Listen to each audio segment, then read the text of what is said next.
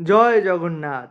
রথযাত্রার ঠিক আগের দিন ইচ্ছা হলো নিজের হাতে কিছু রান্না করে প্রভুকে ভোগ দেব। আর এই ইচ্ছার কথাটাই অয়ন আর সুবীর কাকাকে জানাতেই দুজনেই বলল, হ্যাঁ বানা, আমরাও আছি তোর সাথে। ব্যাস শুরু করে দিলাম খাজা বানাতে। অয়নদের পাশের বাড়ি সায়নদের বাড়িতেই খাজাটা বানিয়েছিলাম। আর সৌনকের কথা না বললেই নয়, একদম শুরু থেকে শেষ অবধি আমার সাথে ছিল। ওকে প্রায় খাজা বানানোটা শিখিয়েই দিয়েছিলাম, আর আমি শিখেছিলাম বহু বছর আগে ইউটিউবে। আর এখন তো অনেকেই বানাচ্ছে। আর আমি যেখানে প্রথমবার বানালাম সেটা কিন্তু নয়, এর আগে বাড়িতে দুবার বানিয়েছিলাম।